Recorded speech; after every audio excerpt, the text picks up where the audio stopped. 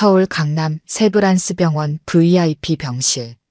한영국 회장은 침대 위에 앉아 창밖을 바라봤습니다. 재계 3위 대기업인 한성그룹의 수장이라는 위험이 무색하게 낙상 후유증으로 몸 하나 자유롭지 못한 상황이었습니다. 연일 계속되는 주식 가격 하락에 이사진 회의까지 화상으로 참석해야 하는 처지가 달갑지 않았어요. 회장님, 물리치료 시간입니다. 비서가 조용히 문을 열고 안내했습니다. 한영국은 짜증스러운 표정으로 고개를 돌렸고 그때 비서 뒤에 서 있는 젊은 여성과 눈이 마주쳤습니다. 정한나 치료사입니다. 오늘부터 회장님 담당하게 됐습니다. 한나는 공손하게 인사했습니다. 흰 가운을 입은 모습이 단정했고 긴 머리는 말끔하게 하나로 묶여 있었어요. 젊지만 어딘가 단단해 보이는 눈빛과 과묵한 표정이 인상적이었습니다. 치료는 일주일에 3번, 1시간씩 진행하겠습니다. 오늘은 먼저 상태를 확인하고 앞으로의 계획을 설명드릴게요. 한영국은 별 관심 없다는 듯 고개를 끄덕였습니다. 하지만 한나가 가까이 다가와 허리를 살펴보는 순간 무언가에 홀린 듯 그녀의 얼굴을 응시했어요. 전혀 모르는 사람인데 묘하게 낯이 익었습니다. 회장님, 통증이 있으신가요? 한나의 질문에 한영국은 잠시 망연자실한 표정을 지었습니다. 아니, 괜찮소. 치료는 묵묵히 진행됐습니다. 한나의 손길은 숙련되고 정확했어요. 통증을 최소화하면서도 효과적으로 근육을 풀어주는 솜씨가 남달랐습니다. 치료가 끝나고 한나가 나간 뒤 한영국은 창가에 서서 깊은 생각에 잠겼습니다. 가슴속에서 오랫동안 묻어두었던 기억이 희미하게 되살아나는 느낌이었어요. 이상하군. 비서가 차트를 정리하며 물었습니다. 무슨 말씀이신지요? 한영국은 멍한 눈으로 중얼거렸습니다. 저 눈은 꼭 연희 같아. 비서는 의아한 표정으로 회장을 바라봤지만 더 묻지 않았습니다. 한영국의 목소리에서 수십 년 동안 듣지 못했던 감정의 떨림이 느껴졌기 때문이었죠. 그날 밤 한영국은 오랜만에 꿈을 꿨습니다. 30년 전 푸른 바다가 보이는 작은 도시의 병원. 하얀 간호복을 입은 여자가 웃으며 다가오는 꿈이었습니다. 그 미소가 너무도 그리웠습니다. 병실 창문으로 새어들어오는 서울의 불빛이 한영국의 주름진 얼굴을 비추었습니다. 그의 눈가에는 오랫동안 흘리지 않았던 눈물이 맺혀 있었어요. 연희야. 한영국은 깊은 한숨을 내쉬었습니다. 30년 전의 기억이 파도처럼 밀려왔습니다. 한영국은 병실 침대에 누워 천장을 바라보며 30년 전의 기억을 떠올렸습니다. 1994년 부산의 작은 대학병원. 당시 한영국은 부친의 명령으로 의학을 전공하고 있었습니다. 재벌 3세였지만 해외 의대 인턴 연수는 스스로 선택한 일이었어요. 적어도 기업을 물려받기 전에 자신만의 삶을 살고 싶었던 것이죠. 그곳에서 한영국은 정연희를 만났습니다. 늘 밝은 미소로 환자들을 대하는 간호사였어요. 차분하면서도 따뜻한 눈빛이 인상적이었습니다. 선생님, 이 차트 확인해 주세요. 처음 연희가 건넨 말이었습니다. 그때부터 영국은 연희의 눈빛에 이상한 끌림을 느꼈어요. 평범한 대화가 늘어갈수록 마음은 점점 더 기울어갔습니다. 연희 씨, 오늘 저녁 같이 먹을까요? 용기 내어 건넨 제안에 연희는 수줍게 고개를 끄덕였습니다. 그렇게 시작된 사랑은 눈 깜짝할 사이에 깊어졌어요. 바다가 보이는 작은 카페에서 나눈 대화, 해변을 거닐며 꾸었던 미래에 대한 꿈. 모든 순간이 행복했습니다. 영국 씨, 나중에 어떤 의사가 되고 싶어요? 연희의 질문에 영국은 망설였습니다. 사실 자신은 의사로 남지 못할 운명이었으니까요. 하지만 그때는 말하지 못했습니다. 아직 잘 모르겠어요. 하지만 연희 씨와 함께라면 어떤 길이든 행복할 것 같아요. 빠르게 흐르는 시간 속에서 두 사람의 사랑은 깊어만 갔습니다. 영국은 연희에게 작은 십자가 목걸이를 선물했어요. 이건 우리의 약속이에요. 언젠가 정식으로 부모님께 인사드리고 결혼하자는 약속. 연희는 눈물을 글썽이며 목걸이를 받았습니다. 그 모습이 지금도 영국의 마음에 선명하게 남아 있었어요. 하지만 행복한 시간은 오래가지 못했습니다. 한 달 뒤 영국의 아버지로부터 긴급 전화가 왔어요. 당장 서울로 돌아와라. 그룹 후계자 교육을 시작할 때가 됐다. 영국은 발버둥 쳤지만 소용없었습니다. 집안의 압력은 너무나 강했어요. 그룹의 미래가 자신의 어깨에 달려있다는 무게감이 영국을 짓눌렀습니다. 마지막 날 병원 옥상에서 이별을 고했습니다. 연희야, 미안해. 난 돌아가야 해. 연희는 눈물을 흘리며 영국의 손을 잡았습니다. 영국 씨, 사실 내가 할 말이 있어. 하지만 연희는 끝내 말을 삼켰습니다. 대신 슬픈 미소를 지으며 영국의 뺨에 손을 대었어요. 괜찮아요. 당신의 길을 가세요. 잊지 않을게요. 그것이 마지막 만남이었습니다. 영국은 서울로 돌아와 정략 결혼을 했고 세 자녀를 두게 되었어요. 기업은 나날이 성장했지만 그의 마음 한구석에는 늘 연희를 향한 그리움이 자리하고 있었습니다. 연희를 찾으려 했지만 이미 병원을 그만두고 행방불명이 되었다는 말만 들었어요. 시간이 흐르면서 영국은 그 아픔을 가슴 깊이 묻어두었습니다. 하지만 지금 30년이 지난 후 정한나의 눈빛을 보며 묻어두었던 기억이 다시 되살아났습니다. 영국은 심장이 빠르게 뛰는 것을 느꼈어요. 저 눈빛. 분명 연희의 눈빛이야. 영국은 잠들지 못하고 밤을 지새웠습니다. 과거의 상처가 다시 열리고 있었습니다. 일주일이 흘렀습니다. 한영국은 매번 물리치료 시간을 기다리게 되었습니다. 정한나의 손길은 아픈 몸을 치유해 주었지만 동시에 오래된 의문을 일으켰어요. 오늘은 어깨와 목 부분을 중점적으로 풀어드리겠습니다.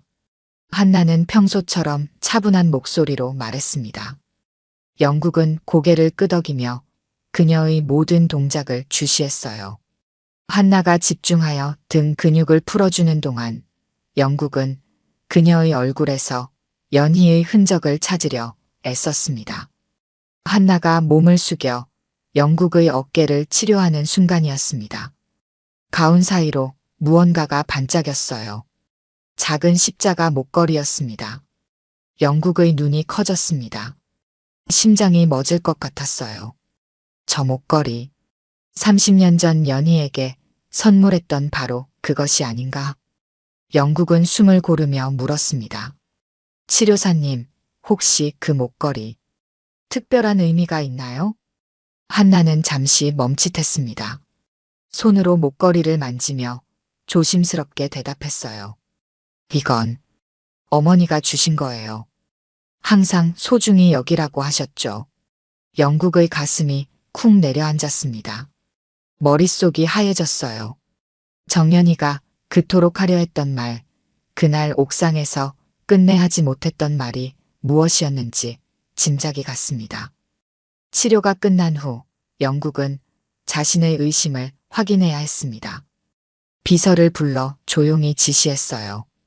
정한나 치료사의 개인정보를 찾아봐. 특히 가족관계와 출생정보를 중점적으로. 비서는 의아한 표정이었지만 고개를 끄덕였습니다. 다음 날 아침 봉투 하나가 영국의 손에 전달되었어요. 병원 기록에 따르면 정한나는 보호자 없이 혼자 살고 있었습니다.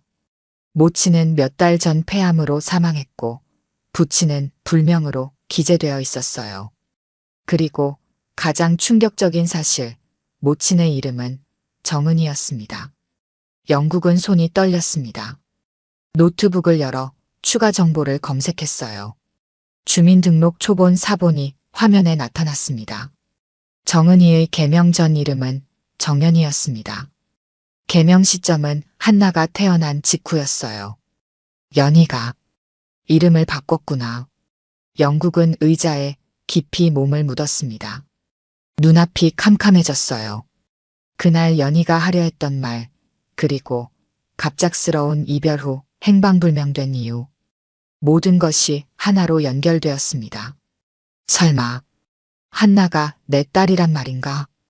영국은 창가에 서서 병원 정원을 내려다보았습니다. 마침 한나가 점심시간에 벤치에 앉아 도시락을 먹고 있었어요. 혼자서 조용히 밥을 먹는 모습이 왠지 쓸쓸해 보였습니다. 그날 밤 영국은 혈압이 급상승해 응급처치를 받았습니다. 의사는 과로와 스트레스를 원인으로 지목했지만 진짜 이유는 따로 있었어요. 영국은 밤새 잠을 이루지 못했습니다. 침대에 누운 채 영국은 30년 전 놓쳐버린 시간들을 생각했습니다. 만약 연희의 말을 끝까지 들었더라면, 만약 연희를 찾아갔더라면, 만약 자신의 심장을 따랐더라면, 한나는 어떤 삶을 살았을까요? 창밖으로 서울의 불빛이 빛나고 있었습니다. 그 불빛 속에서 영국은 가슴 아픈 진실을 마주하고 있었어요. 자신이 몰랐던 딸이 이제 와서 자신을 치료하고 있다는 아이러니한 현실을. 영국은 손을 뻗어 휴대폰을 집어들었습니다. 연희의 사진을 찾기 위해 오래된 파일들을 뒤적였어요. 마침내 발견한 흑백 사진 속 젊은 연희의 미소는 한나와 너무나 닮아 있었습니다. 어떻게 이제서야 알게 된 걸까? 영국의 눈에서 눈물이 흘러내렸습니다. 30년의 시간이 너무 늦게 찾아온 진실 앞에 무력했습니다. 다음 날 아침 한영국은 조금씩 걸을 수 있게 되었습니다. 담당 의사는 병원 복도를 하루 2번씩 걷는 것을 권장했어요. 영국은 이를 기회로 한나에 대해 더 알아보기로 했습니다. 점심시간 영국은 비서의 도움을 받아 천천히 병원 구내식당으로 향했습니다. 그곳에서 우연처럼 한나와 마주치길 바랐어요. 운이 좋았습니다. 한나는 혼자 구석 테이블에 앉아 식사 중이었습니다. 정치료사님, 혹시 같이 식사해도 될까요? 한나는 놀란 표정이었지만 공손히 자리를 권했습니다. 물론이죠, 회장님. 어떻게 여기까지 오셨어요? 컨디션이 많이 좋아지셨나 보네요. 영국은 미소 지었습니다. 덕분에 조금씩 나아지고 있소. 치료사님의 손길이 특별한 것 같아요. 한나는 부끄러운 듯 고개를 숙였습니다. 영국은 그녀의 사생활에 조금씩 다가가려 했어요. 치료사님은 이 병원에서 오래 일하셨나요? 3년 정도 됐습니다. 대학 졸업 후 바로 왔어요. 영국은 식사를 하며 자연스럽게 대화를 이어갔습니다. 가족들은 서울에 계신가요? 한나의 얼굴이 잠시 굳었습니다. 그리고 담담하게 대답했어요. 어머니는 몇 달 전에 돌아가셨고 아버지는 없어요. 원래 없었어요. 그 순간 영국의 손이 떨렸습니다.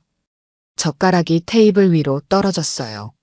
심장이 철렁 내려앉는 느낌이었습니다. 괜찮으세요, 회장님? 한나가 걱정스러운 표정으로 물었습니다. 영국은 간신히 미소를 지었습니다. 괜찮소. 단지 손이 좀 떨려서. 미안하오. 어머니께서 돌아가셨다니 정말 유감입니다. 한나는 고개를 끄덕였습니다. 감사합니다. 어머니는 폐암으로 오래 투병하셨어요. 마지막까지 저를 위해 애쓰셨죠. 어머니께서는 어떤 분이셨나요? 영국은 조심스럽게 물었습니다. 한나의 눈빛이 부드러워졌습니다. 강인하고 따뜻한 분이셨어요. 혼자서 저를 키우시느라 고생 많으셨죠. 간호사로 일하시다가 제가 대학 들어갈 때쯤 은퇴하셨어요. 간호사. 영국의 가슴이 더 조여왔습니다. 아버지에 대해서는 어머니가 뭐라고 하셨나요? 영국은 목소리를 낮추어 물었습니다. 한나는 잠시 망설이다 대답했습니다. 많은 얘기는 없으셨어요. 어머니가 젊었을 때 잠시 만난 사람이라고, 내 존재를 모르는 채 떠났다고 하셨죠. 영국의 눈에 눈물이 고였습니다. 급히 손수건을 꺼내 눈가를 닦았어요. 감기 기운이 있으신가 봐요. 한나가 걱정스럽게 말했습니다. 그런가 보오. 요즘 면역력이 떨어져서. 식사를 마치고 병실로 돌아오는 길, 영국은 비서에게 속삭였습니다. 당장 유전자 검사를 할 수 있는 방법을 알아봐. 정한나의 머리카락이나 개인 소지품에서 샘플을 구해야 해. 비서는 놀란 표정이었지만 질문하지 않았습니다. 영국의 심각한 표정에서 이것이 단순한 호기심이 아님을 직감했기 때문이었어요. 병실로 돌아온 영국은 창가에 서서 오랫동안 생각에 잠겼습니다. 한나의 말이 계속 귓가에 맴돌았어요. 아버지는 없어요. 원래 없었어요. 그 말 한마디가 영국의 심장을 찢어놓았습니다. 만약 한나가 정말 자신의 딸이라면 자신은 딸의 인생에서 완전히 부재했던 아버지였던 겁니다. 그 사실을 받아들이기가 너무 고통스러웠어요. 연희야, 왜 말하지 않았니? 왜 나를 찾지 않았니? 영국은 창밖으로 내다보며 중얼거렸습니다. 하지만 마음속으로는 알고 있었습니다. 모든 책임은 자신에게 있다는 것을요. 연희를 떠난 것도, 약속을 지키지 못한 것도 모두 자신이었으니까요. 그날 밤 영국은 오래된 사진첩을 펼쳐보았습니다. 젊은 시절 연희와 함께 찍은 흐릿한 사진 한 장이 있었어요. 그 옆에는 한나의 병원 신분증 사진을 놓았습니다. 두 사람의 닮은 점이 선명했습니다. 같은 눈매, 같은 미소, 같은 분위기. 영국은 손을 떨며 사진을 만졌습니다. 30년의 세월이 한순간에 무너져 내렸습니다. 이틀 후 한영국의 비서 김 부장이 조심스럽게 병실 문을 열었습니다. 손에는 작은 비닐 봉투가 들려 있었어요. 회장님, 요청하신 물건 가져왔습니다. 영국은 주변을 살피더니 비서에게 다가오라 손짓했습니다. 비서는 봉투를 건넸어요. 정한나 치료사의 머리카락과 사용한 마스크입니다. 치료실에서 수거했습니다. 영국은 고개를 끄덕였습니다. 좋아. 지금 바로 연구소에 보내게. 최고 기밀로 처리하라고 전해. 비서는 이해한다는 듯 고개를 숙였습니다. 유전자 검사 결과는 48시간 내로 나올 겁니다. 영국의 표정이 긴장으로 굳었습니다. 48시간이 얼마나 길게 느껴질지 알았기 때문이었어요. 그날 오후 물리치료 시간에 한나는 평소와 다름없이 차분하게 치료를 진행했습니다. 영국은 그녀의 얼굴을 유심히 살폈어요. 이제 보니 자신의 눈매와 닮은 부분도 있었습니다. 특히 집중할 때 미간에 생기는 주름은 분명 자신을 닮았어요. 왜 그렇게 쳐다보세요? 불편한 부분이라도 있으신가요? 한나가 의아한 표정으로 물었습니다. 영국은 얼른 시선을 돌렸어요. 아니요. 그저 치료사님의 손길이 전문적이라 감탄하고 있었소. 한나는 미소 지었습니다. 물리치료는 제 인생의 전부예요. 어머니가 오랫동안 아프셨거든요. 어머니를 돌보며 이 길을 선택했습니다. 어머니께서는 어떤 병으로 돌아가셨소? 한나의 표정이 어두워졌습니다. 폐암이었어요. 오랫동안 간호사로 일하시느라 건강을 돌보지 못하셨죠. 항상 저만 생각하셨어요. 영국의 가슴이 아팠습니다. 연희가 자신 없이 얼마나 힘든 삶을 살았을지 상상하니 괴로웠어요. 48시간은 영원처럼 느껴졌습니다. 영국은 한시도 마음을 놓지 못하고 초조하게 결과를 기다렸어요. 마침내 세 번째 날 아침, 김 부장이 병실로 들어왔습니다. 손에는 봉인된 서류 봉투가 들려 있었어요. 회장님, 결과가 나왔습니다. 영국은 떨리는 손으로 봉투를 받았습니다. 방에 아무도 없을 때까지 기다렸다가 조심스럽게 봉투를 열었어요. 한 장의 서류가 나왔습니다. 유전자 검사 결과라는 제목 아래 복잡한 수치와 그래프가 있었습니다. 하지만 영국의 눈에 들어온 것은 맨 아래 굵은 글씨로 쓰인 결론이었어요. 북의 친자 확률 99.9999% 일치. 영국은 그대로 의자에 주저앉았습니다. 숨이 막혔어요. 알고 있었지만 그래도 확인하는 순간의 충격은 상상 이상이었습니다. 서류를 내려놓은 그의 손이 떨렸어요. 연희야, 왜 그때 말 안 했어? 목소리가 떨려 나왔습니다. 눈물이 볼을 타고 흘러내렸어요. 내가 그 아이를 외롭게 만들었구나. 영국은 오랫동안 흐느꼈습니다. 30년이란 세월 동안 자신도 모르게 딸이 있었다는 사실, 그리고 그 딸이 아버지 없이 자랐다는 현실이 가슴을 찢었어요. 창밖으로 봄비가 내리기 시작했습니다. 빗방울이 창문을 타고 흘러내리는 모습이 영국의 눈물과 닮아 있었어요. 그는 서류를 꽉 쥐며 결심했습니다. 이제라도 바로 잡아야 해. 하지만 그 순간 병실 문이 열렸습니다. 비서가 긴장된 표정으로 들어왔어요. 회장님, 부인께서 오셨습니다. 그리고 자제분들도 함께요. 영국은 급히 유전자 검사 결과를 서랍에 넣었습니다. 하지만 마음은 이미 결정되어 있었어요. 이제는 진실을 밝혀야 할 때였습니다. 가족들에게, 그리고 무엇보다 한나에게. 비서가 나간 후 영국은 침대에 앉아 깊은 숨을 내쉬었습니다. 앞으로 다가올 폭풍을 준비해야 했어요. 하지만 이상하게도 마음은 평온했습니다.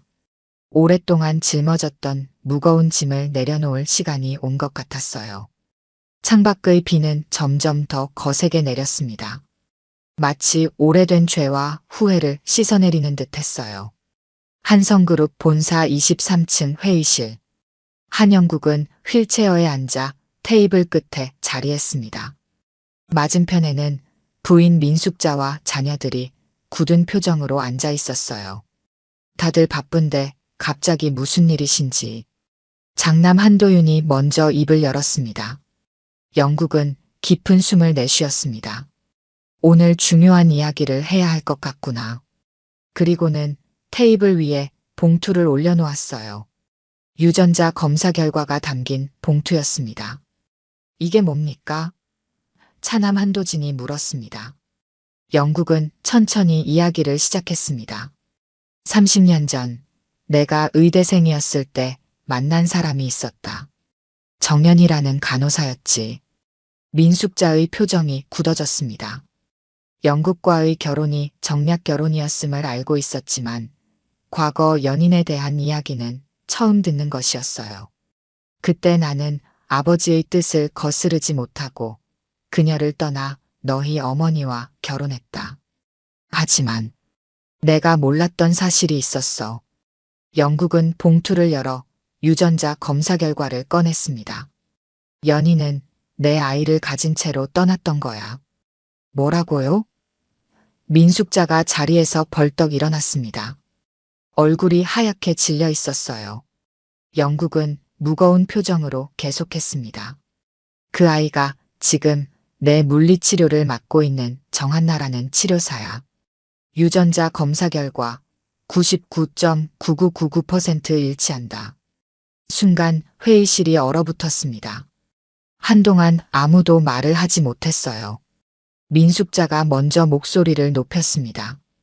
세상에 혼외자가 있었다고요? 이 나이에 무슨 망신입니까? 회장님, 딸 한지연도 충격받은 표정이었습니다. 아버지, 이런 일을 왜 이제 와서? 한도윤은 서류를 집어들고 꼼꼼히 살펴보았습니다. 차가운 표정으로 물었어요. 이걸로 뭘 하실 생각이십니까? 설마 그 사람을 가족으로 인정하시려는 건 아니겠죠? 영국은 단호하게 대답했습니다. 그래, 바로 그 생각이다. 한나는 내 피야.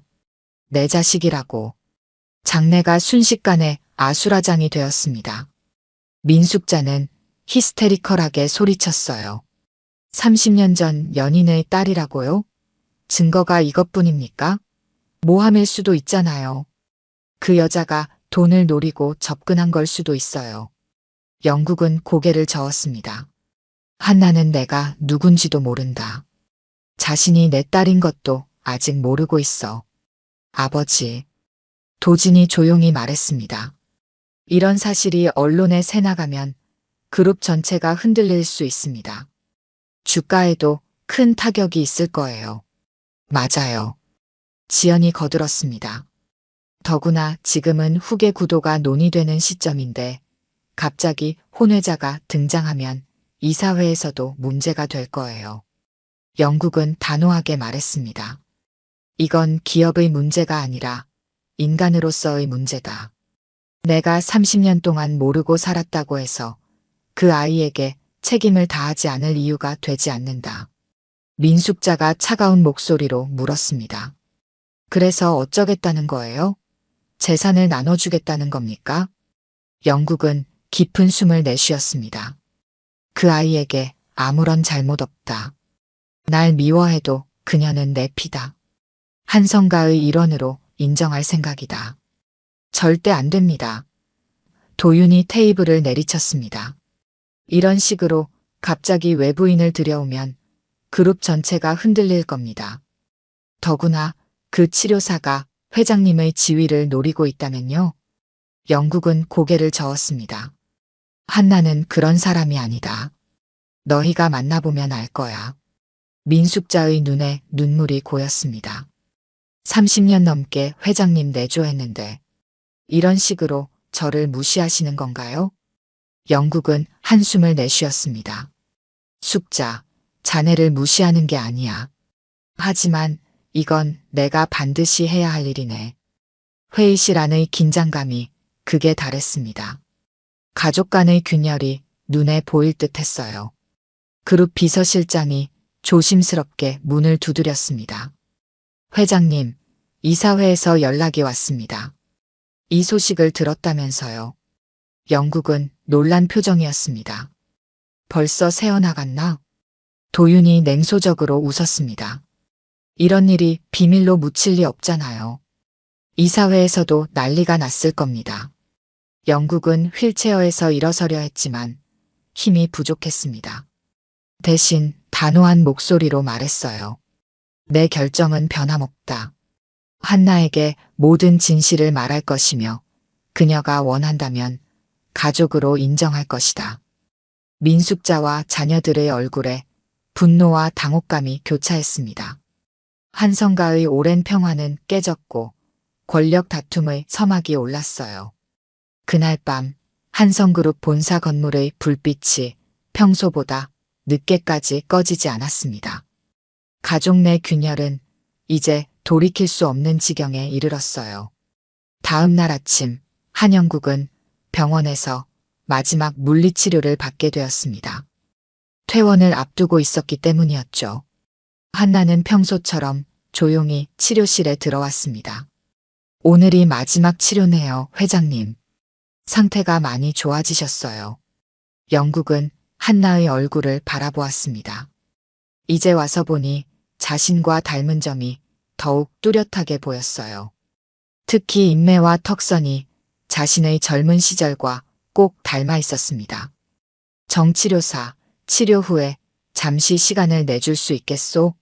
개인적인 대화를 나누고 싶네. 한나는 의아한 표정이었지만 고개를 끄덕였습니다. 물론이죠. 치료 후에 시간 내겠습니다. 치료는 평소보다 더 조용한 분위기 속에서 진행되었습니다. 영국은 한나의 모든 동작을 유심히 관찰했어요. 딸의 삶을 30년이나 놓쳤다는 생각에 가슴이 아팠습니다. 치료가 끝난 후 영국은 한나에게 병원 옥상으로 가자고 제안했습니다. 그곳은 사람들의 시선을 피할 수 있는 조용한 공간이었어요. 옥상에 도착하자 봄바람이 두 사람을 반겼습니다. 하늘은 맑았고 멀리 서울의 전경이 펼쳐져 있었어요. 영국은 잠시 침묵하다 입을 열었습니다. 정한나 씨, 혹시 어머니에 대해 더 자세히 알려줄 수 있겠소? 한나는 의아했지만 대답했습니다. 어머니는 부산에서 간호사로 일하시다가 제가 태어난 후 서울로 오셨어요. 저를 위해 정말 열심히 사셨죠. 영국은 목이 메었습니다. 혹시 어머니가 정연희 씨가 맞나요? 한나의 눈이 커졌습니다. 어떻게 아셨어요? 어머니는 제가 태어나기 직후 정은이로 개명하셨다고 들었는데. 영국은 주머니에서 낡은 사진 한 장을 꺼냈습니다. 30년 전 자신과 연희가 함께 찍은 사진이었어요. 이 사진 속 여성이 당신의 어머니 맞나요? 한나는 사진을 받아들고 놀란 표정을 지었습니다. 떨리는 목소리로 물었어요. 어떻게? 어머니와 회장님이 같이 찍은 사진이. 영국은 깊은 숨을 내쉬었습니다. 한나 씨, 나는 30년 전 부산에서 연수 중이던 의대생이었소. 그때 연희, 당신 어머니를 만났지. 우리는 서로 사랑했지만 내가 가문의 압력으로 떠나야 했소. 한나의 얼굴이 창백해졌습니다. 그녀는 한 걸음 물러섰어요. 무슨 말씀을 하시려는 건가요? 영국은 유전자 검사 결과를 내밀었습니다. 나는 당신의 아버지요. 순간 옥상의 공기가 멈춘 듯 했습니다. 한나는 충격에 말을 잇지 못했어요. 그녀의 손이 떨렸습니다. 말도 안 돼요. 어머니는 아버지가 우리 존재도 모른 채 떠났다고. 영국은 안타깝게 고개를 끄덕였습니다. 맞소. 내가 떠날 때 연희는 임신 사실을 말하지 않았어. 내가 뒤늦게 알게 된 거요. 한나의 눈에 눈물이 고였습니다. 감정이 복잡하게 교차했어요. 그럼 지금 와서 아버지라니요. 어머니가 살아계실 때 왜 안 왔어요? 어머니가 얼마나 힘들게 절 키우셨는지 아세요? 영국은 무릎을 꿇었습니다.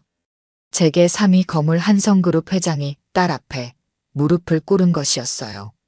그의 눈에 눈물이 흘렀습니다. 용서해주기 힘들다는 걸 알아. 나도 나 자신을 용서할 수 없소.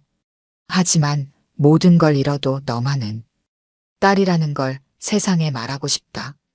한나는 흐느끼며 뒤로 물러섰습니다. 온갖 감정이 한꺼번에 몰려왔어요. 전 아무것도 원하지 않아요. 어머니와 저는 지금까지 잘 살아왔어요. 이제 와서 이런 식으로. 영국은 애원하는 눈빛으로 바라보았습니다. 한나야, 내가 내 아이라는 걸 알았을 때 내 인생에서 처음으로 진짜 행복을 느꼈다. 너를 알게 된 것은 내게 가장 큰 선물이야. 하지만 한나는 고개를 저었습니다. 눈물을 닦으며 말했어요. 죄송합니다. 하지만 저는 이런 갑작스러운 변화를 받아들일 준비가 되지 않았어요. 어머니는 돌아가셨고 이제 와서 모든 것이 달라진다면. 영국은 슬픈 눈으로 고개를 끄덕였습니다. 이해해. 시간이 필요하겠지. 하지만 언제든 내 딸로서 돌아올 자리가 있다는 걸 기억해 주길 바라. 다음 날 병원 행정과에 한나의 사직서가 제출되었습니다. 그녀는 아무런 인사도 없이 병원을 떠났어요. 영국은 그녀를 찾아 나섰지만 이미 집도 비워둔 상태였습니다. 한나가 남긴 메모 한 장만이 영국에게 전달되었습니다. 제 인생은 제가 알아서 살 테니 더 이상 찾아오지 마세요. 전 아무것도 원하지 않습니다. 영국은 메모를 읽고 오랫동안 침묵했습니다. 딸을 되찾았다가 다시 잃은 순간이었어요. 하지만 그는 포기하지 않기로 했습니다. 한나에게 시간을 주되 언젠가는 다시 만날 수 있기를 바랐어요. 그날 밤 한성그룹 본사에서는 긴급 이사회가 열렸습니다. 한영국의 혼외자 소식이 퍼지면서 그룹 전체가 술렁이고 있었어요. 앞으로 다가올 폭풍을 위해 영국은 중요한 결정을 내려야만 했습니다. 한 달 후 한성그룹 본사 대회의실에는 긴장감이 감돌았습니다. 주요 언론사들이 모인 가운데 한영국은 중대 발표를 준비하고 있었어요. 지난 몇 주간 혼외자 소문으로 회사 주가는 요동쳤고 이사회는 분열되었습니다.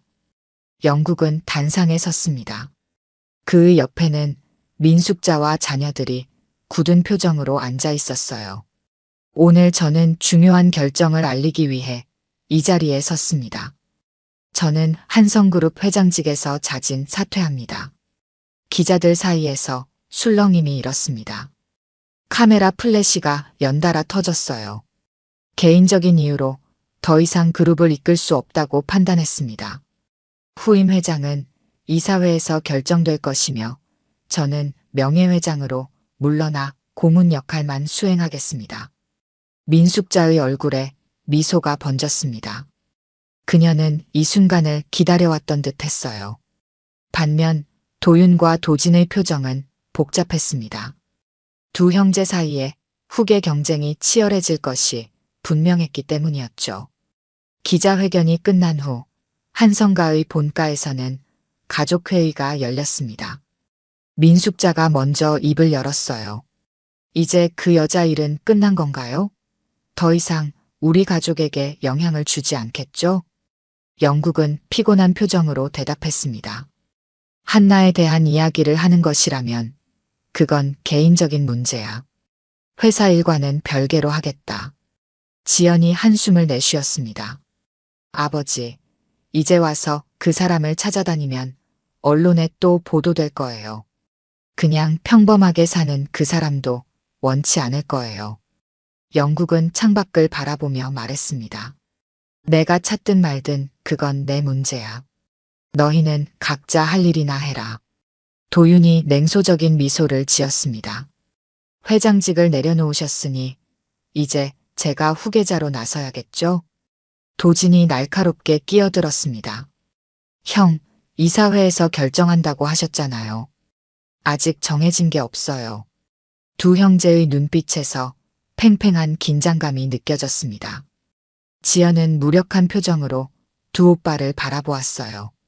가족의 균열은 이제 돌이킬 수 없을 만큼 깊어져 버렸습니다. 영국은 조용히 자리에서 일어났습니다. 각자 하고 싶은 대로 하게. 나는 지쳤다. 그렇게 3달이 흘렀습니다. 한성그룹은 후계 구도를 놓고 내부 권력 다툼이 격화되었습니다. 도윤과 도진은 서로를 견제하며 이사들의 지지를 얻기 위해 동분서주했어요. 그 와중에 외부 세력까지 개입하면서 상황은 더욱 복잡해졌습니다. 영국은 그런 소식들을 멀리서 지켜보았습니다. 그의 관심은 오직 한나를 찾는 데 있었어요. 하지만 한나는 철저히 자취를 감췄습니다. 영국이 보낸 편지나 연락은 모두 무응답이었어요. 어느 가을날 영국은 한 소식을 듣게 되었습니다. 서울 외곽의 작은 도서관에서 물리치료 봉사활동을 하는 한나의 소식이었어요. 영국은 직접 찾아가지 않았습니다. 대신 작은 상자 하나를 배달원을 통해 보냈어요. 한나는 도서관에서 장애 아동들에게 물리치료를 가르치고 있었습니다. 그녀의 얼굴은 평온해 보였어요. 비록 병원을 그만두고 수입은 줄었지만 아이들과 함께하는 시간이 그녀에게 위안을 주는 듯 했습니다. 그날 오후 도서관 데스크에 한나 앞으로 온 소포가 놓여 있었습니다. 한나는 의아한 표정으로 상자를 열었어요. 그 안에는 오래된 십자가 목걸이 하나와 봉투가 들어 있었습니다. 목걸이는 어머니가 평생 소중히 간직했던 것과 똑같았어요. 떨리는 손으로 봉투를 열었습니다. 안에는 직접 쓴 손편지가 있었어요. 딸아, 내가 이 편지를 읽고 있다면 그것만으로도 나는 감사하다. 우리의 만남이 너무 늦었고 내가 너무 많은 것을 놓쳤다는 것을 알고 있다. 내 어머니가 얼마나 강인하고 훌륭한 사람이었는지, 그리고 너를 얼마나 사랑했는지 이제야 깨닫는다. 너에게 남길 건 이름도 재산도 아니야. 오직 이 말뿐이란다. 사랑한다. 내가 내 딸이라는 사실이 내 인생에서 가장 큰 축복이다. 내가 원한다면 언제든 내게 돌아올 수 있어. 하지만 그렇지 않더라도 괜찮다. 내 인생은 내 것이니까. 다만 알아주었으면 한다.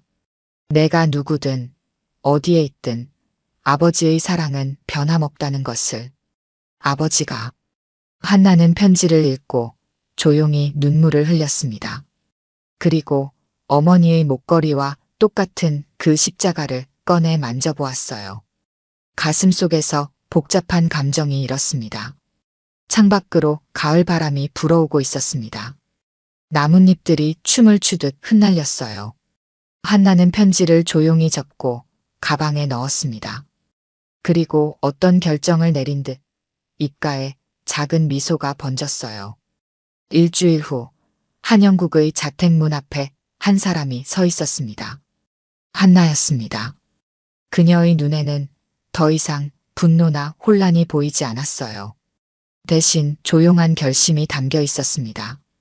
아버지를 만나러 왔습니다. 문이 열리고 영국이 놀란 표정으로 그녀를 맞이했습니다. 두 사람의 눈에는 말로 표현할 수 없는 감정이 담겨 있었어요. 그들이 나눈 대화는 아무도 알지 못합니다. 하지만 그날 이후 한나는 가끔 영국을 찾아가 조용히 시간을 보냈고 영국은 한나의 봉사활동을 몰래 지원했습니다. 한성그룹은 여전히 후계 다툼으로 혼란스러웠지만 한나는 그 세계에 발을 들이지 않았습니다. 그녀는 자신만의 길을 걸어갔고 영국은 그런 딸을 자랑스럽게 지켜보았어요. 가끔 사람들은 도서관에서 봉사하는 젊은 여성과 그녀를 바라보는 노인의 모습을 볼 수 있었습니다. 아무도 그들이 부녀라는 것을 알지 못했지만 두 사람의 눈빛에는 특별한 이해와 사랑이 깃들어 있었어요. 그것은 30년의 세월을 뛰어넘어 마침내 서로를 찾은 부녀의 조용한 화해였습니다. 창밖으로 가을 바람이 계속 불었습니다. 시간은 흐르고 상처는 아물어갔어요. 인생의 오랜 미스터리가 마침내 풀리던 순간 그들의 눈빛은 서로를 알아보았습니다. 낯익은 그 눈빛 속에서 오늘 들려드린 이야기가 여러분의 마음에 작은 울림이 되었기를 바랍니다. 이야기가 좋으셨다면 좋아요와 구독 부탁드려요. 다음 사연을 들려드리는데 큰 힘이 된답니다. 그리고 여러분의 이야기도 댓글로 들려주세요. 다음 이야기 때 또 뵙겠습니다. 서유는 거울 앞에서 머리를 빗으며 깊은 숨을 내쉬었습니다. 결혼식이 일주일 앞으로 다가왔습니다. 설레는 마음보다는 긴장감이 더 컸습니다. 시어머니 김여사의 날카로운 시선과 말투가 떠올랐기 때문이죠. 혼수는 다 준비됐니? 요즘 애들은 제대로 준비도 못하면서 결혼한다고 나서더라. 서유는 처음 그 말을 들었을 때 당황했습니다. 자신이 할 수 있는 최선을 다했는데 김여사의 눈에는 그것이 부족해 보였습니다. 서유는 이불 세트와 식기류, 간단한 가구를 준비했지만 김여사는 코웃음을 쳤습니다. 명품 가방 하나도 없니? 시집 와서 뭐 입고 다닐 거야? 우리 아들이 창피해서 어쩌니? 서윤의 약혼자 민주는 그런 말을 들을 때마다 어색한 웃음을 지었습니다. 어머니, 그만하세요. 저희가 알아서 할게요. 하지만 그것뿐이었죠. 적극적으로 서윤을 방어해주지는 않았습니다. 민준의 누나 미라도 서윤을 대할 때면 항상 위아래로 훑어보았습니다. 동생이 널 어디서 만났는지 모르겠다. 우리 집안 며느리로는 좀 부족해 보이네. 그날도 서윤은 시댁에 방문했습니다. 웨딩드레스 최종 피팅이 끝나고 민준과 함께 김 여사에게 사진을 보여주러 간 것이었습니다. 이게 뭐니? 이렇게 심플한 드레스를 골랐어? 우리 아들 결혼식인데. 서윤은 입술을 깨물었습니다. 고급스러운 레이스 소재의 드레스였지만 화려한 크리스털이 잔뜩 박힌 드레스를 기대했던 김 여사의 눈에는 초라해 보였나 봅니다. 어머니, 제가 봤을 때는 서윤이한테 잘 어울리던데요. 민준의 말에도 김 여사는 고개를 저었습니다. 네가 뭘 알아? 우리 집안에서 결혼식은 규모 있게 해야 해. 초대한 하객들 보기에도 부끄럽지 않게. 방 한 구석에 놓인 서윤의 혼수 목록표를 집어든 김 여사가 인상을 찌푸렸습니다. 이게 다야? 우리 미라는 시집 갈 때 이것보다 2배는 더 가져갔어. 서윤은 아무 말도 할 수 없었습니다. 자신의 부모님이 소박하게 살아오신 분들이라는 것이 이렇게 부끄러운 일이 될 줄 몰랐습니다. 민준을 바라봤지만 그는 그저 어색한 웃음만 지었죠. 미라, 어머니네 딸은 출산 후에도 명품 백 들고 다니더라. 당신 딸은 살림할 줄이나 알아요? 시어머니의 말에 서윤의 어머니는 그저 미소로 받아넘겼습니다. 저희 서윤이가 살림은 잘해요. 끼니도 거르지 않게 잘 챙길 거예요. 요즘에는 그게 중요한 게 아니지. 체면이 중요하지. 서윤은 이를 악물었습니다. 참자, 결혼식만 무사히 지나가면 돼. 민준을 사랑하니까. 하지만 민준이 이런 상황에서 자신을 제대로 지켜주지 않는 모습에 실망감도 커져갔습니다. 결혼식 당일만 기다렸습니다. 모든 게 끝나고 둘만의 새 출발을 시작하면 괜찮아질 거라고 자신을 다독였죠. 결혼식 당일 서윤은 메이크업을 받으며 깊은 숨을 내쉬었습니다. 드디어 이날이 왔습니다. 모든 준비와 스트레스가 오늘로 끝날 거라는 생각에 안도감이 밀려왔습니다. 오늘만 참자. 서윤은 마음속으로 되뇌었습니다. 신부 대기실 문이 열리고 민준의 사촌 언니 현주가 들어왔습니다. 현주는 서윤을 보더니 억지 미소를 지었습니다. 와, 생각보다 괜찮네. 근데 그 드레스 렌탈이야? 서윤은 말없이 미소만 지었습니다. 대답할 가치도 없었죠. 우리 민준이가 너무 착해서 그래. 내가 보기엔 너무 서두른 것 같은데. 현주의 말에 서윤의 친구 지연이 끼어들었습니다. 서윤이는 충분히 훌륭해요. 민준 씨가 오히려 복이죠. 현주는 코웃음을 치며 나갔습니다. 지연은 서윤의 손을 꼭 잡아주었습니다. 괜찮아. 오늘 하루만 참으면 돼. 하지만 예식장 로비에서는 더 심한 상황이 펼쳐졌습니다. 민준의 친척들이 모여 서윤의 가족들을 훑어보고 있었죠. 저기 신부 측 하객들 좀 봐. 옷차림이 어쩜 저렇게 소박해. 명품 하나 없이 시집 오겠다고? 우리 집안 며느리가 저래도 되나? 어디 조용히 살던 집 딸이라며. 민준이가 눈이 삐었나 봐. 이런 말들이 서윤의 부모님 귀에도 들렸습니다. 서윤의 아버지는 얼굴이 굳었지만 어머니가 팔을 꼭 잡고 말렸습니다. 오늘은 서윤이 날이니까 참아요. 식이 시작되고 서윤이 아버지의 팔에 의지해 입장했습니다.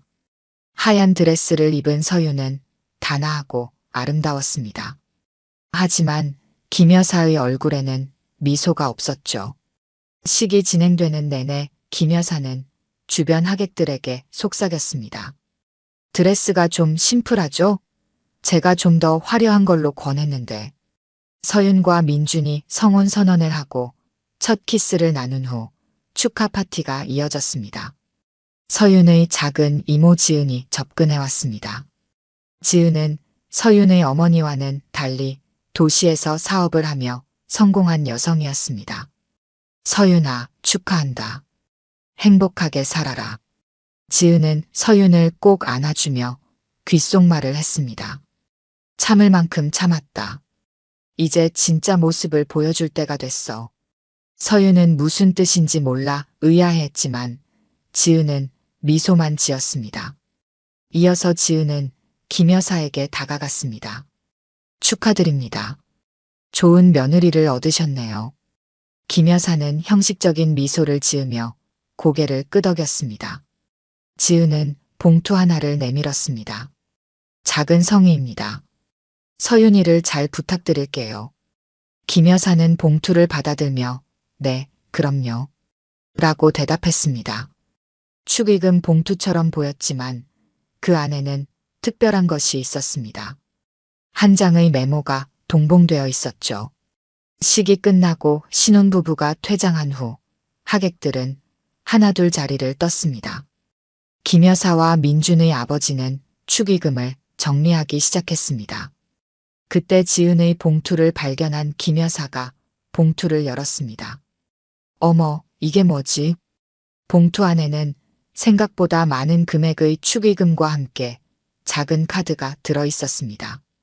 김 여사는 그 카드를 펼쳤습니다. 거기에 쓰여진 메모를 읽는 순간 김 여사의 얼굴이 창백해졌습니다.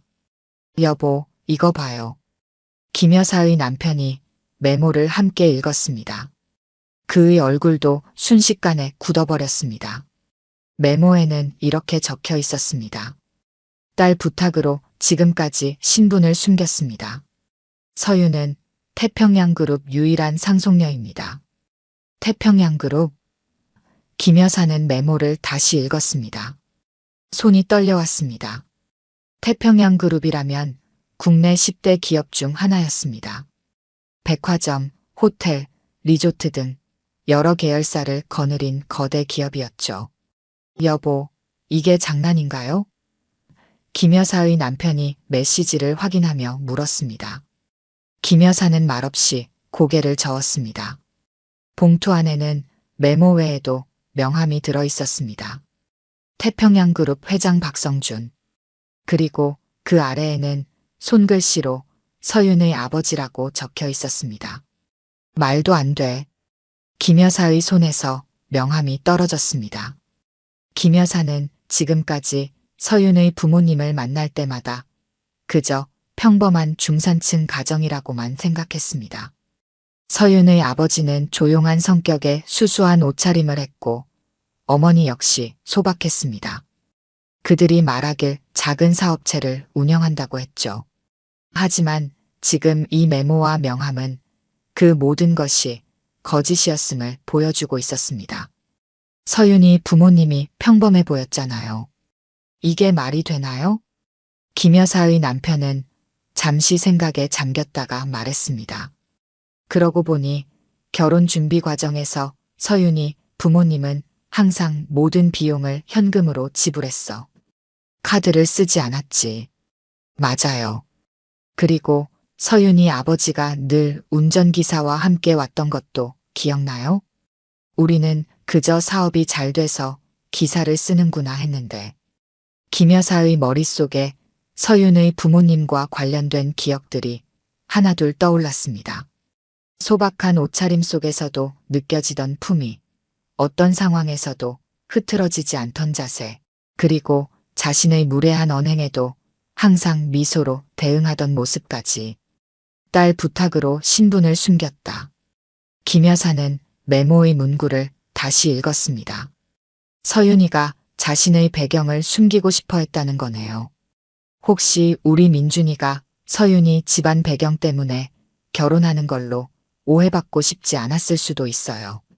김 여사는 갑자기 자신이 결혼식 준비 과정 내내 서윤에게 했던 모든 말들이 떠올랐습니다. 혼수가 부족하다고 한 말, 드레스가 초라하다고 한 말, 그리고 서윤의 가족들을 무시했던 모든 순간들. 어쩌죠, 여보. 내가 그 애에게 한 말들이. 김 여사의 얼굴이 창백해졌습니다. 남편은 한숨을 쉬었습니다. 당신도 모르고 한 일이니 이해해 주겠죠. 이해요? 내가 태평양그룹 회장 딸을 무시했어요. 우리가 얼마나 망신을 당했는지 알아요? 그때 문이 열리고 민준이 들어왔습니다. 어머니, 아버지, 왜 그러세요? 안색이 안 좋아 보여요. 김 여사는 떨리는 손으로 메모와 명함을 민준에게 건넸습니다. 민준은 그것을 읽고 놀란 표정을 지었습니다. 이게 무슨 뜻이에요? 내 아내가 태평양그룹 박성준 회장의 딸이라는 뜻이야. 김 여사의 목소리가 떨렸습니다. 민준은 믿을 수 없다는 듯 메모를 다시 읽었습니다.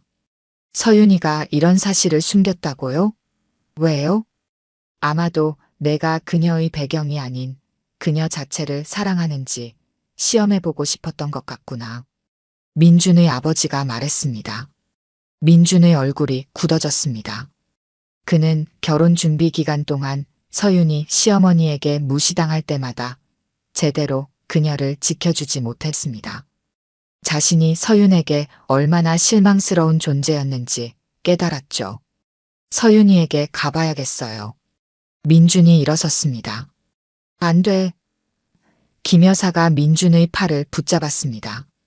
내가 먼저 가서 사과해야 해. 내가 그 애에게 했던 행동들 용서받을 수 있을지 모르겠어.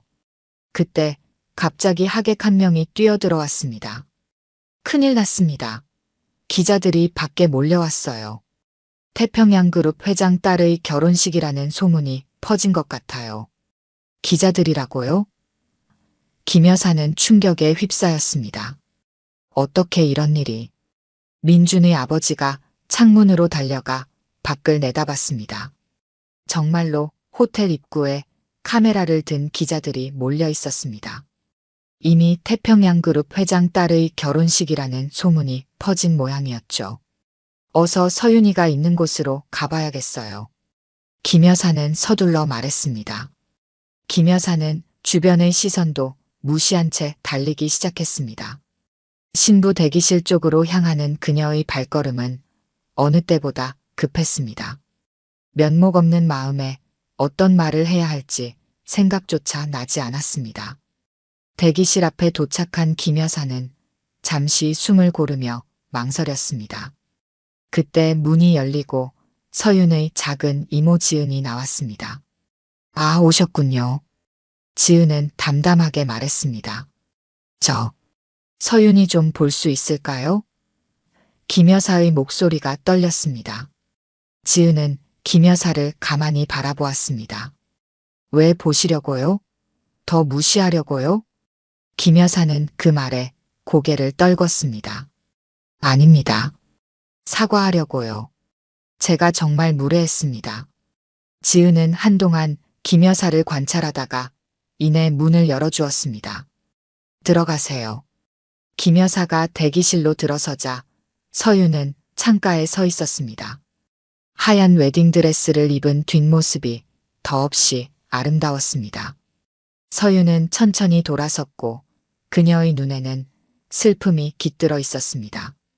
어머니, 서윤은 담담하게 말했습니다. 김 여사는 그 순간 무릎을 꿇었습니다. 서윤아, 정말 미안해. 어머니가 어리석었어. 몰라봤어요. 서윤의 표정은 변함이 없었습니다.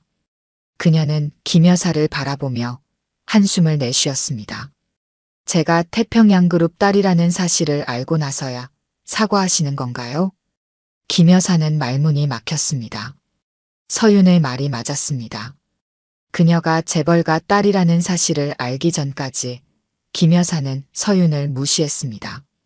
진심 어린 사과가 아니라는 것을 서윤도 김 여사 자신도 알고 있었죠. 내가 누구인지가 중요한가요? 아니면 민준 씨와 제가 서로 사랑한다는 사실이 중요한가요? 김 여사는 대답할 수 없었습니다. 그때 문이 열리고 민준이 들어왔습니다.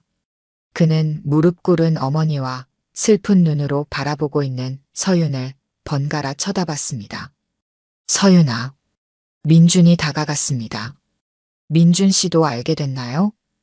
서윤의 목소리는 차분했습니다. 민주는 고개를 끄덕였습니다. 왜 말해주지 않았어? 정말 궁금해요? 이유가 있어서 숨겼어요. 당신이 나를 있는 그대로 사랑하는지 확인하고 싶었어요. 서윤은 잠시 말을 멈추고 민준을 응시했습니다. 하지만 더 중요한 건 당신이 나를 보호해주지 않았다는 사실이에요. 민준은 그 말에 고개를 떨궜습니다.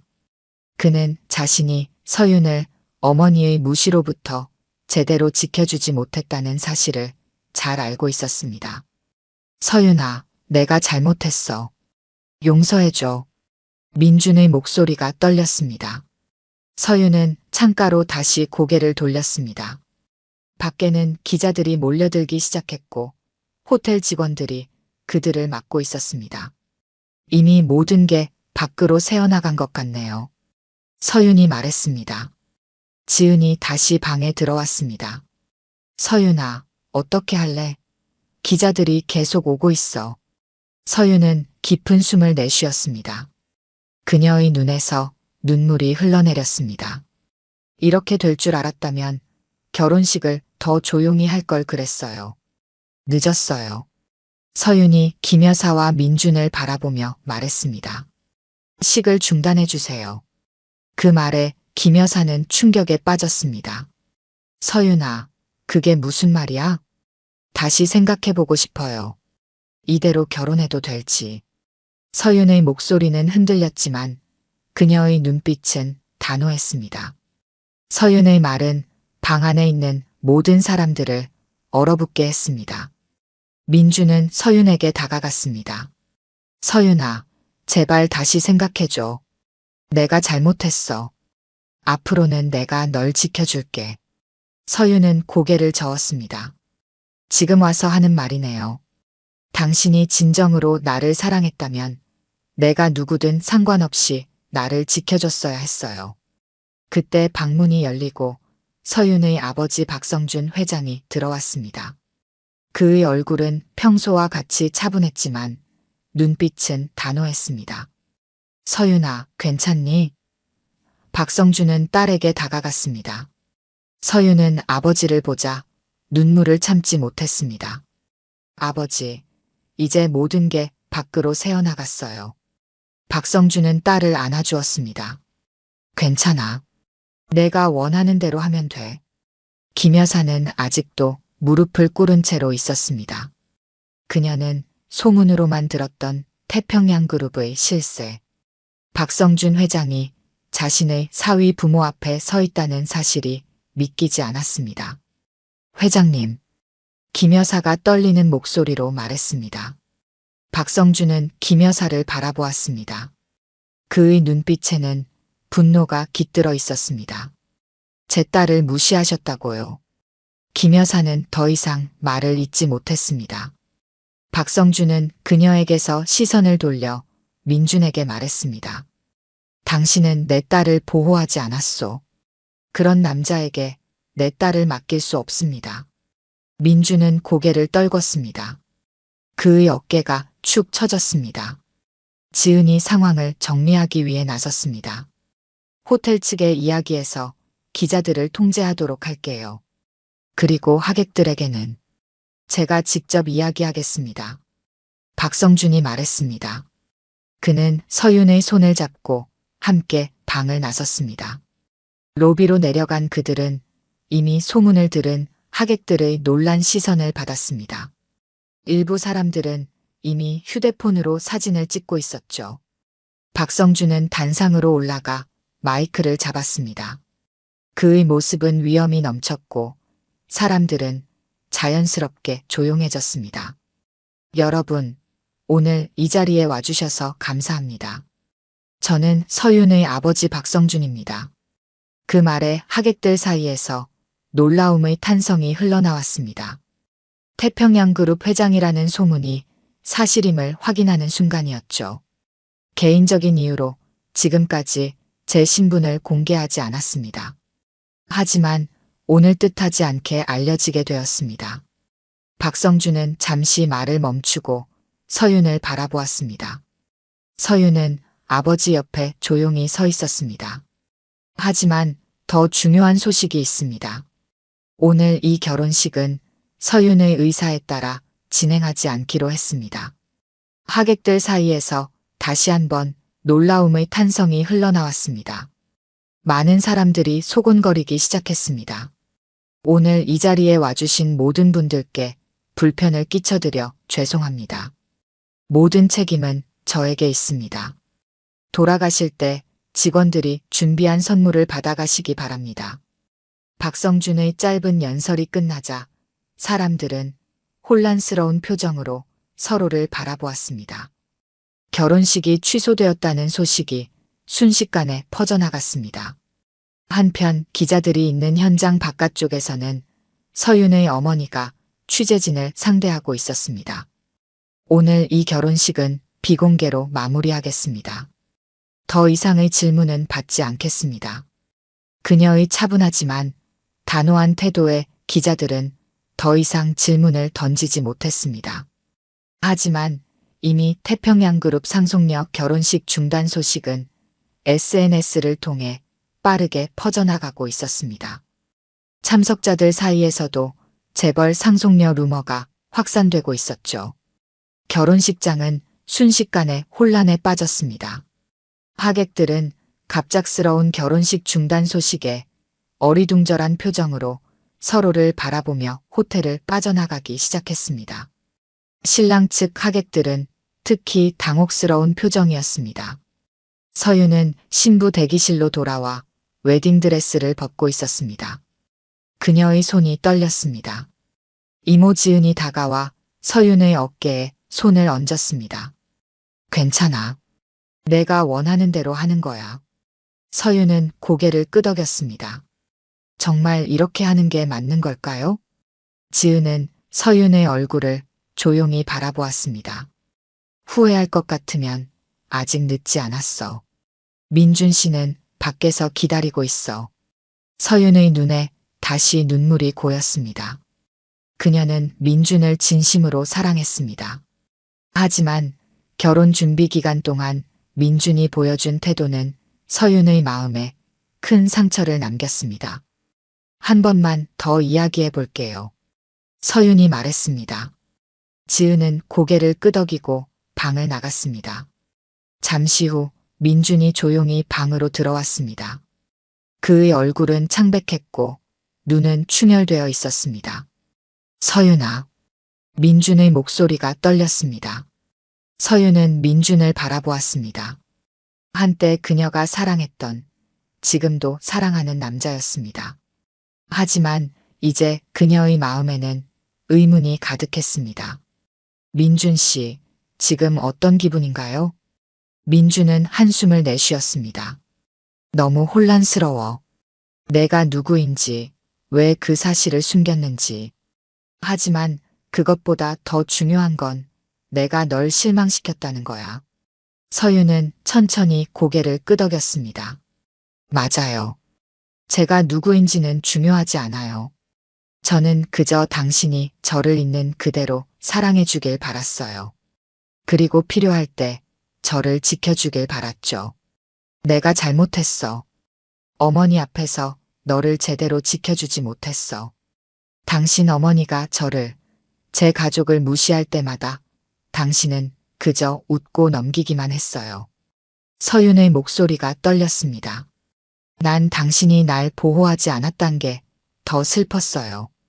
민주는 고개를 떨구었습니다. 그의 어깨가 떨렸습니다. 용서해줘, 서윤아. 다시 기회를 줘. 내가 널 지키지 못했다는 걸 깨달았어. 이제부터는 달라질게. 서윤은 창밖을 바라보았습니다. 호텔 밖에는 여전히 기자들이 몰려 있었습니다.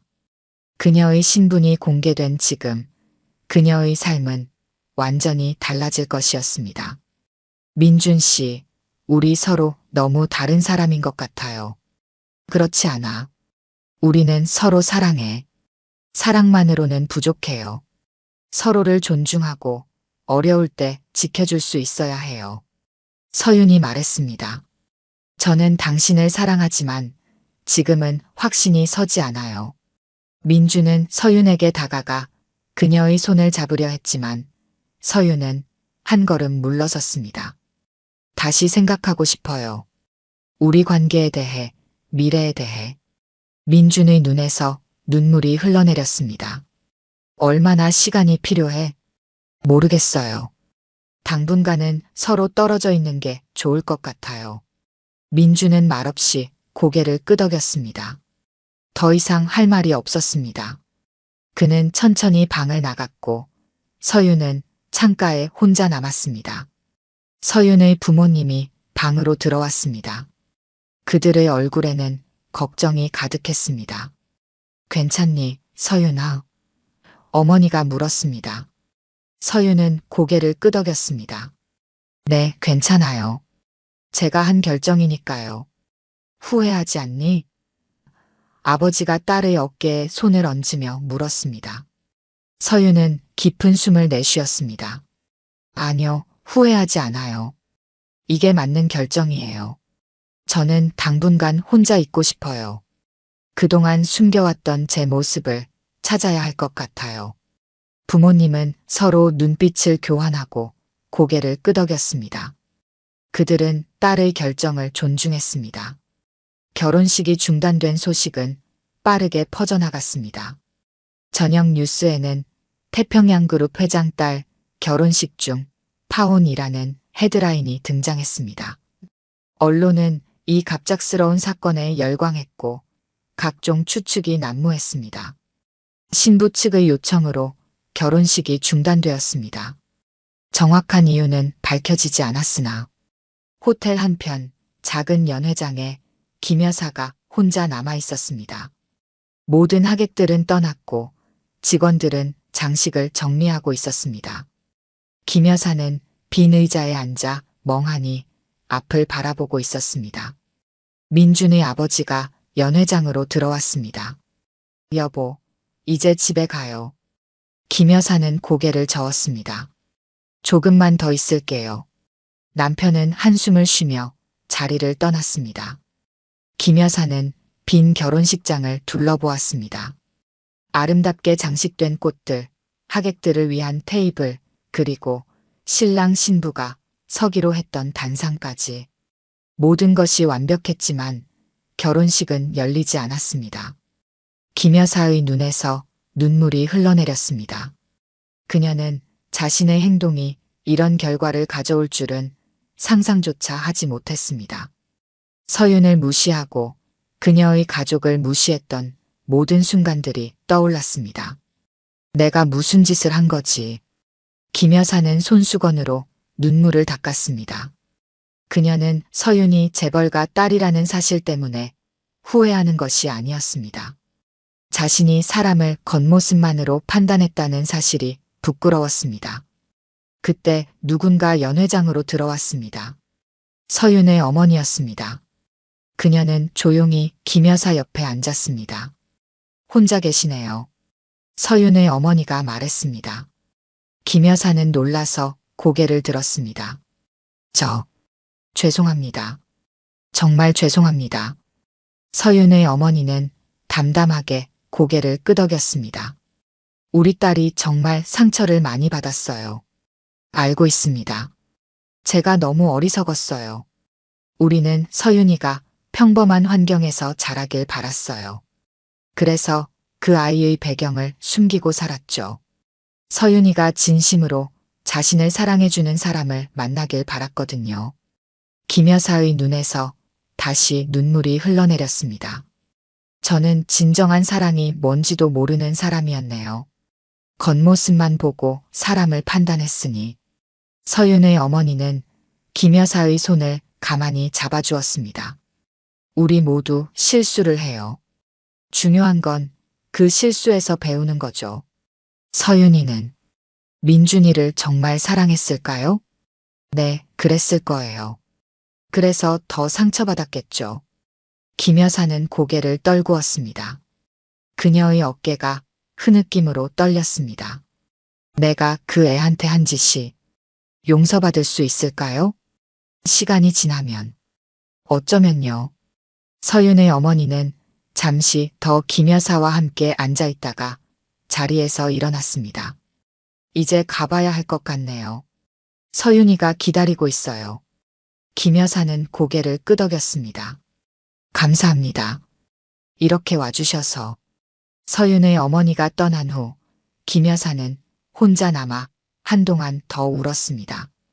그녀의 마음은 후회와 자책으로 가득 찼습니다. 집으로 돌아간 김 여사는 민준의 모습에 더욱 가슴이 아팠습니다. 아들은 방에 틀어박혀 나오지 않았고 문 밖에서는 흐느끼는 소리가 들렸습니다. 민준아. 김 여사는 아들의 방문을 두드렸지만 대답이 없었습니다. 다음 날 아침 모든 신문과 방송에서는 태평양그룹 회장 딸의 결혼식 중단 소식을 다루고 있었습니다. 김 여사는 그 뉴스를 보면서 마음이 무너져 내리는 것 같았습니다. 태평양그룹 박성준 회장의 딸로 알려진 서윤 씨가 결혼식 도중 식을 중단한 것으로 알려졌습니다. 관계자에 따르면 신부 측의 요청으로 식이 취소되었으며 김 여사는 텔레비전을 껐습니다. 더 이상 볼 수 없었습니다. 이제 그녀는 자신의 행동이 얼마나 어리석었는지 깨달았습니다. 하지만 이미 늦었습니다. 그녀는 소중한 것을 잃어버렸습니다. 1년 후 태평양그룹 본사 회의실. 대형 창문 너머로 서울의 화창한 전경이 펼쳐졌습니다. 긴 테이블 주위로 중년의 임원들이 앉아 있었고 그들의 시선은 모두 한 곳을 향해 있었습니다. 서윤이 당당한 걸음으로 회의실에 들어섰습니다. 그녀는 세련된 정장 차림이었고 자신감 넘치는 표정이었습니다. 지난 1년 동안 서윤은 많은 변화를 겪었습니다. 그녀는 더 이상 자신의 정체를 숨기지 않았고 태평양그룹의 상속녀로서 경영 수업을 받기 시작했습니다. 안녕하세요, 여러분. 서윤이 인사했습니다. 임원들은 일제히 고개를 숙여 인사했습니다. 서윤은 아버지 박성준 회장 옆자리에 앉았습니다. 오늘부터 서윤이가 정식으로 이사회에 참여하게 됩니다. 모두 잘 도와주시기 바랍니다. 박성준 회장이 말했습니다. 임원들은 고개를 끄덕이며 환영의 뜻을 표했습니다. 서윤은 차분히 자료를 펼쳤고 회의가 시작되었습니다. 회의가 끝나고 임원들이 하나둘 자리를 떠났습니다. 서윤은 창가에 서서 바깥 풍경을 바라보고 있었습니다. 1년 전 결혼식이 취소된 이후 그녀의 삶은 완전히 달라졌습니다. 처음에는 언론의 집중 조명을 받아 힘들었지만 시간이 지나면서 그녀는 자신의 위치를 받아들이기 시작했습니다. 생각이 많구나. 아버지가 다가와 말했습니다.